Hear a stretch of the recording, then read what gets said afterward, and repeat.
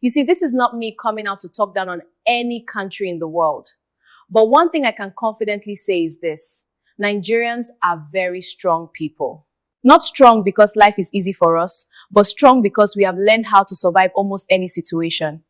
When I was growing up and living with my grandmother, whenever NEPA took light, and we all know how often that used to happen, everywhere would suddenly become dark. The next thing my grandmother would say is, go and buy candle. We would light candle and manage. Later on, different kinds of torchlights started coming out. My grandmother would go to the market and buy one, so at least the house would not be completely dark. Then another one came, the one they called after NEPA lamp. All those things were not luxuries. Those were our survival strategies for living without steady electricity. Then let's talk about water. In those days, many homes didn't have boreholes. There was no running tap water. If you wanted water, you carried your bucket and walked to the stream to fetch water that the family would use for the day. Then food. Food was not something people just bought easily. Many people had to go to the farm, work under the hot sun, struggle, and labor before there could be something good on the table. And transportation? Sometimes transport fare becomes so expensive that people have no choice but to trek some distance before entering a bus just to reduce the cost. These are everyday realities many Nigerians understand. And that is why I say Nigerians are very strong people. Anywhere Nigerians go in the world, they survive because we are used to strategizing in difficult situations. But the truth is, even strength has a limit. Even the strongest person can get tired. Let's talk about housing. Today in Nigeria, some families are living in apartments where 4 or 5 different families share one kitchen, one family in one room, another family in another room. But the entire building has only one kitchen for everybody. People wake up as early as 4 a.m. just to cook before another family enters the kitchen. Not because they want to live that way, but because that is the only thing they can afford. Many people cannot afford to rent a full apartment anymore, so they manage shared spaces just to survive. Now, some people may quickly blame the landlords and landladies for increasing house rent. But if we are honest, can we truly blame them completely? Building materials in Nigeria are very expensive now. Cement is expensive, iron rods are expensive, everything is costly. Anyone building a house today spends a lot of money. And in business, people naturally hope to make some gain from what they invest. So the truth is, the situation in Nigeria is touching everybody.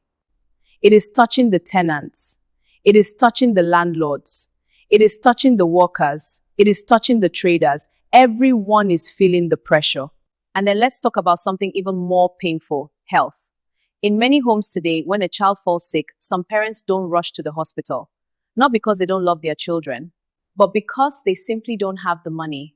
Hospital bills are expensive. Consultation fees, tests, drugs, everything costs money. So what do some families do? They turn to herbs. They boil leaves and mix traditional remedies and give it to the child. Even the parents themselves do the same thing when they fall sick.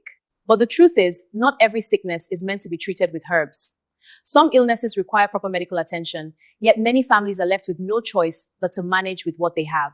And when someone finally survives that sickness, sometimes it is simply by the special grace of God. Because truly, only God knows everything.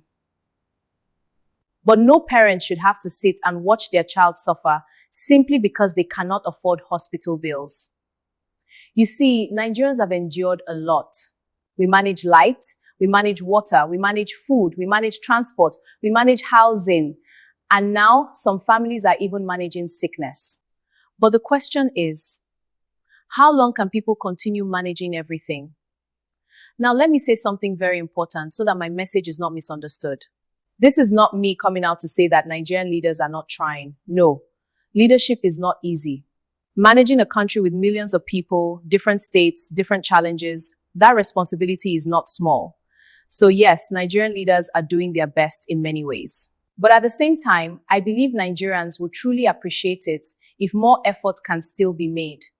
If there are more ways to ease the pressure on the people, if there are more ways to make life easier for ordinary Nigerians, it will mean so much to the citizens of this country.